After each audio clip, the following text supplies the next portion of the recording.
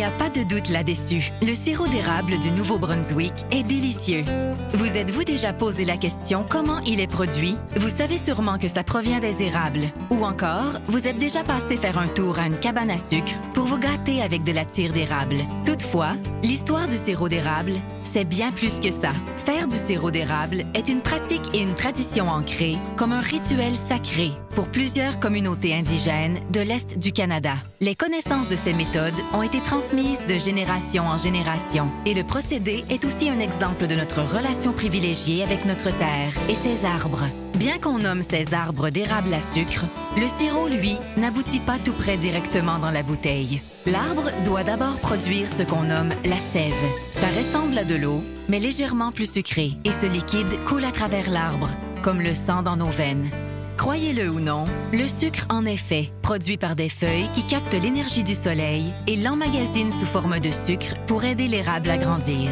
Bon nombre d'endroits en Amérique du Nord sont en présence d'érable. Il faut également la bonne combinaison de température pour permettre à la sève de commencer à couler à travers l'arbre. Le Nouveau-Brunswick est le 3e producteur mondial de sirop d'érable. Au printemps, nous avons des nuits suffisamment froides pour geler la sève dans l'arbre, suivies de journées plus chaudes qui la ramènent à l'état liquide. C'est cette combinaison unique de température dans notre coin de pays qui permet à la sève de commencer à couler. Ce gel et ce dégel permettent à la sève de sortir lorsque nous entaillons les érables, nous donnant ainsi accès au liquide sucré qui sera transformé plus tard en sirop d'érable.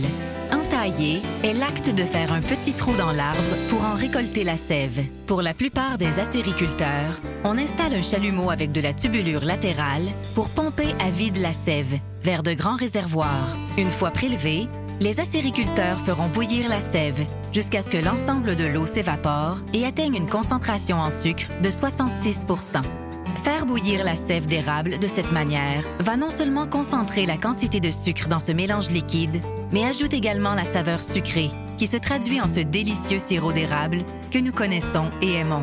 Cette transformation ne s'obtient pas du jour au lendemain, car cela peut prendre des jours pour faire bouillir la sève d'érable jusqu'à ce que vous ayez du sirop. C'est pourquoi certaines érablières utiliseront un procédé appelé osmose inversée, permettant de retirer une quantité importante d'eau de la sève avant de la faire suivre dans un évaporateur. Ceci accélère le processus et permet aux acériculteurs d'économiser temps et efforts précieux.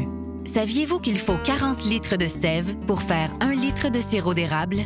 C'est vrai. De plus, dès que nous obtenons le sirop, les acériculteurs peuvent faire bouillir le sirop plus longtemps pour créer d'autres produits avec la pureté de l'érable, comme le beurre d'érable et le sucre d'érable.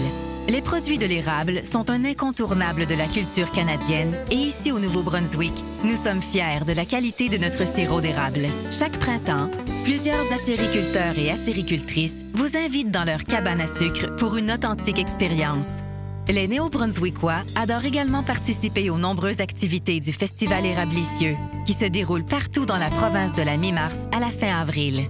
Apprenez à connaître vos acériculteurs locaux et mettez-y de l'érable du Nouveau-Brunswick. Allons-y!